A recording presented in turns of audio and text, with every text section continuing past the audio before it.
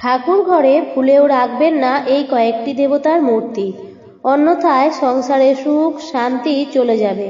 নমস্কার বন্ধুরা, ভক্তিমূলক কথা চ্যানেলে জানাই আপনাদের স্বাগত। ভারতীয় দর্শন শাস্ত্র এবং বিভিন্ন দেবদেবীর পূজা অর্চনার পদ্ধতি এই চ্যানেলের মূল আলোচনার বিষয়বস্তু। আজকে আমি এই ভিডিওটিতে একটি অত্যন্ত গুরুত্বপূর্ণ বিষয় নিয়ে আলোচনা করব। আজ আমি জানাবো বাড়ির ঠাকুর মন্দিরে কোন কোন দেবদেবীর মূর্তি বা ছবি রাখা উচিত বা কোন কোন দেবদেবীর মূর্তি বা ছবি রাখা উচিত নয়। আশা করি ভিডিওটি আপনাদের ভালো লাগবে, আর ভালো লাগলে ভিডিওটিতে একটি লাইক করবেন এবং পারলে কমেন্টে অবশ্যই জয় শ্রীকৃষ্ণ লিখবেন। আর ভিডিওটি থেকে যদি আপনি সমৃদ্ধ হয়ে থাকেন তাহলে অবশ্যই ভিডিওটি আপনজনের মধ্যে শেয়ার করে দেবেন, যাতে সবাই এই ভিডিওটি দেখে উপকৃত হতে পারে।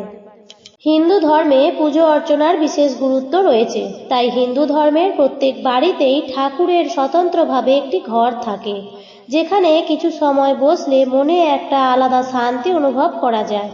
ঠাকুর ঘরে প্রত্যেকেই নিজের আরাধ্য দেবদেবীর মূর্তি বা ছবি রেখে থাকেন। রাধা কৃষ্ণ, শিব, পার্বতী, লক্ষ্মী, দুর্গা, বজরংবলী এই সব ঠাকুরের ছবি আমরা সাধারণত ঠাকুর ঘরে রাখি। এরই পাশাপাশি নিজের ইষ্ট দেবতারও ছবি রাখেন অনেকে। বাড়িতে সকাল সন্ধ্যা পুজো করার নিয়ম রয়েছে। এর ফলে মানসিক শান্তি লাভের পাশাপাশি ইতিবাচক শক্তির প্রভাবও বাড়ে এবং খারাপ সময় দূর হয়। কিন্তু এছাড়াও এমন কিছু দেবতা রয়েছে যাদের ছবি বাড়িতে রাখতে নেই। বাড়ির মন্দির বা ঠাকুর ঘরে বিভিন্ন দেবদেবীর মূর্তি বা ছবি রাখা হয়, তাদের পুজো করা হয়। ভুল নিয়মে মূর্তি পুজো করলে ঘরে কলহ ও অশান্তি হতে পারে। বাস্তুশাস্ত্র মতে বাড়ির উত্তর পূর্ব দিকে অর্থাৎ ঈশান কোণে বাড়ির ঠাকুরঘর হওয়া উচিত। এছাড়াও বাড়িতে ভাঙা মূর্তি রাখলে বাস্তু দোষ সৃষ্টি হয়। এবারে বলি যে কোনো পুজো শুরু করার আগেই প্রথমেই গণেশজিকে পুজো করতে হয়। আপনার বাড়িতে যে গণেশ আছে তার মূর্তির সংখ্যা বা ছবির সংখ্যা যেন 1, 3 এবং 5 না হয়, এটা কিন্তু খুবই অশুভ। শাস্ত্র অনুসারে গণেশের স্বরূপ সমসংখ্যার সমান, তাই জোড় সংখ্যার মূর্তি রাখা শুভ। তবে ভালো হয় যদি আপনারা দুটি মূর্তি রাখতে পারেন। যদি আপনি ব্যবসার ক্ষেত্রেই গণেশ রাখেন, সেখানে গণেশ লক্ষ্মী দুজনকেই রাখবেন। আর একটি জিনিস খেয়াল রাখবেন, গণেশের যে সুর আছে সেই সুরটি যেন বাঁ দিকে থাকে, ডান দিকে যেন না থাকে। আর গণেশের সাথে লক্ষ্মীকে ডান দিকে রাখুন, অর্থাৎ গণেশের ডান দিকে থাকবে মা লক্ষ্মী। আমাদের প্রায় সকলের বাড়িতেই শিবের ছবি বা মূর্তি অথবা শিবলিঙ্গ রয়েছে। বাস্তু অনুসারে বাড়িতে যদি শিবলিঙ্গ রাখেন তাহলে সেই শিবলিঙ্গ আপনার হাতের আঙুলের চেয়ে বড় যেন না হয়। সাদা শিবলিঙ্গকে মেয়েদের পুজো করতে নেই, তাই ঘরে আপনি কালো শিবলিঙ্গ রাখতে পারেন। এক্ষেত্রে একটা কথা বলি, শিবলিঙ্গ ঘরেতে একটাই রাখবেন, দুটি নয়। যদি একটির বেশি শিবলিঙ্গ ঘরে রাখতেই হয় তাহলে একই ধরনের দুটি শিবলিঙ্গ রাখবেন না। এবার বলি, হনুমানজির ছবি কখনো শোবার ঘরে রাখা উচিত নয়। এতে স্বামী স্ত্রীর সম্পর্কের মধ্যে বিচ্ছেদ সৃষ্টি হয়। আর হনুমানজির মূর্তি বাড়িতে না রাখাই উচিত। তবুও যদি রাখতেই হয় তাহলে পঞ্চমুখী হনুমানজির ছবি বা উড়ন্ত হনুমানজির ছবি বাড়ির সদর দরজায় রাখুন, তাহলে আপনার দ্রুত উন্নতি হবে। হনুমানজির পুজো যে কেউ করতে পারে ঠিকই, তবে বিশেষ করে মেয়েদের এই পুজো না করাই উচিত। বজরংবলী আজীবন ব্রহ্মচর্য পালনের সংকল্প করেছিলেন, তাই তার পুজোর সময় মহিলাদের স্পর্শ করা উচিত নয়। তা না হলে অশুভ ফলাফল লাভ করতে পারেন মহিলারা। পুরুষরা হনুমানজির পুজো করতে পারেন। সিঁদুর বজরংবলীর অত্যন্ত প্রিয়, তাই পুরুষরা বজরংবলীকে সিঁদুর লাগালেও মহিলারা এই সিঁদুর লাগাবেন না। তাই সিঁদুরের পরিবর্তে লাল রঙের ফুল নিবেদন করতে পারেন মহিলারা। এবার বলি বন্ধুরা, আপনার বাড়ির ঠাকুর মন্দিরে শনিদেবের কোনো ছবি বা মূর্তি রাখবেন না। মা দুর্গার কোনো বিধ্বংসী বা উগ্র রূপ, অসুর বিনাশিনী রূপ রাখবেন না। নটরাজের মূর্তিও আপনি রাখবেন না। ধূমাবতীর মূর্তিও রাখবেন না। আর বাবা মহাদেবের তাণ্ডব মূর্তিও রাখবেন না। মা লক্ষ্মীর কোনো দাঁড়ানো ছবি বা মূর্তি রাখবেন না।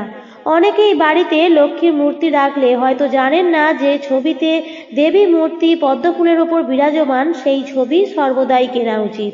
কারণ পদ্মফুলের ওপর বিরাজমান দেবী লক্ষ্মীর মূর্তি ঘরে শান্তি ফিরিয়ে আনে।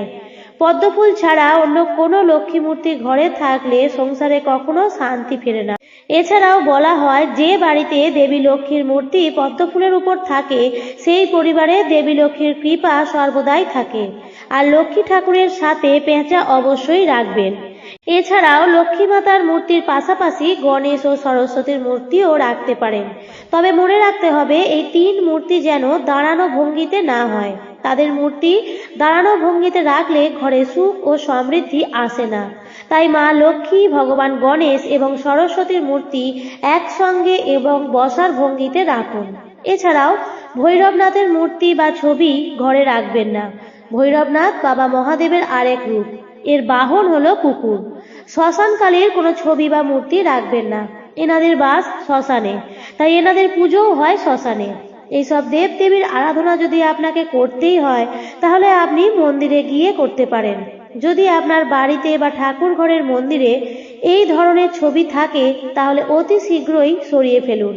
না হলে পারিবারিক অশান্তি, কলহ, নানা রকম ঝামেলা, রোগ ব্যাধি এবং অমঙ্গলের ছায়া নেমে আসতে পারে।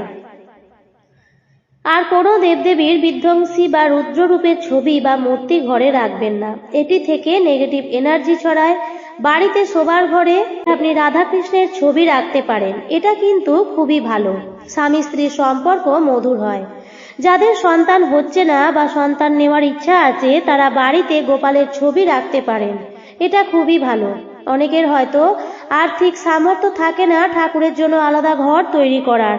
যারা অর্থের অভাবে আলাদা করে ঠাকুর ঘর করতে পারছেন না, বা যারা একই ঘরের মধ্যেই রয়েছেন আর সেই একই ঘরেই হয়তো খাওয়া শোয়া করেন, সেক্ষেত্রে ঠাকুর ঘরের জায়গাটা, অর্থাৎ যেখানে ঠাকুর রেখেছেন সেই জায়গাটা একটা পর্দা দিয়ে আড়াল করে দেবেন। আর আপনি যখন শোবেন, ঠাকুরের দিকে পা করে শোবেন না। আর ঠাকুর ঘরে যখন ঢুকবেন, কোনো রকম জুতো পরে ঢুকবেন না। অনেকেই ঘরের মধ্যে জুতো ব্যবহার করে থাকে, তাই কোনোভাবেই জুতো পরে ঠাকুর ঘরে ঢুকবেন না। ঠাকুর ঘর সবসময় পরিষ্কার পরিচ্ছন্ন রাখা উচিত এবং নিয়মিত ধূপ ধুনো দিয়ে সকাল সন্ধে পুজো করা উচিত। তবে এই প্রসঙ্গে একটি কথা বলি, অনেকেই হয়তো এমন আছেন যারা ঠাকুর ঘরে গিয়ে আলাদা করে ঠাকুর পুজো করার সময় পোশাক পরিবর্তন করেন। এটি কখনো করবেন না। অর্থাৎ ঠাকুর ঘরে কখনোই জামা কাপড় বদলাবেন না। অনেকে একই দেবদেবীর অনেকগুলো মূর্তি রাখেন, এটাও কিন্তু ঠিক নয়। একই দেবদেবীর তিনটি মূর্তি তো রাখবেনই না। যদি দুটো রাখেন তাহলে পাশাপাশি রাখবেন না।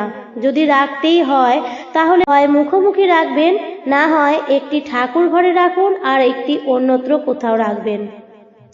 একসাথে কোনো দেবদেবীর মূর্তি, অর্থাৎ একই দেবদেবীর মূর্তি দুটি মূর্তি বা ছবি রাখবেন না। কোনো দেবদেবীর মূর্তি বা ছবির ফ্রেম যদি ভেঙে যায়, তাহলে সেটাকে সরিয়ে দেবেন। ভাঙা ছবি বা মূর্তি কখনোই পুজো করবেন না।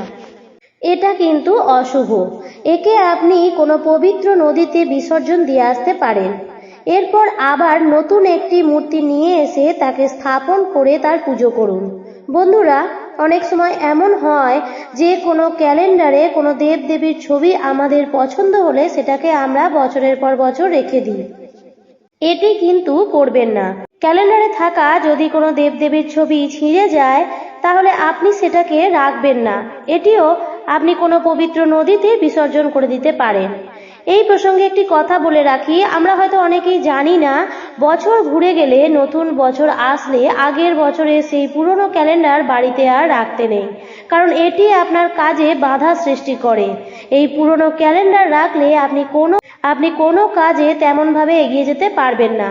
সেই সঙ্গে আপনি যদি কোনো শুভ কাজেও হাত দেন এবং সেই কাজ করার আগে আপনি যদি ভুলবশত ক্যালেন্ডারটি দেখে যান, তাহলে আপনার সেই শুভ কাজ আটকে যাবে। এবার বলি, কখনো কোনো মূর্তি বা ছবির পেছন দিকটা দেখবেন না। এটা কিন্তু অশুভ। ছবি বা মূর্তির পেছন দিক দেখাটা ঠিক নয়। কোনো ভাঙা মূর্তি বা ছবিও যদি আপনার ঠাকুর ঘরে বা অন্যত্র কোথাও থেকে থাকে, তাহলে আপনি জলে বিসর্জন দিতে পারেন। না হলে জলের পাড়ে রেখে দেবেন অথবা গাছের তলায়ও রেখে দিতে পারেন। বন্ধুরা, এরপর সর্বশেষ যে বিষয়টি বলবো তা হলো, ঠাকুর ঘরে কোনো মৃত ব্যক্তির ছবি রাখবেন না। আমাদের পরিবারের কোনো প্রিয়জনের মৃত্যু হলে আমরা তাকে ভগবানের আসনে বসাই। আমরা মনে করি যে ইনি দেবতার সমান, কিন্তু দেবতার সাথে সাধারণ মানুষের তুলনা করাটাই খুবই ভুল।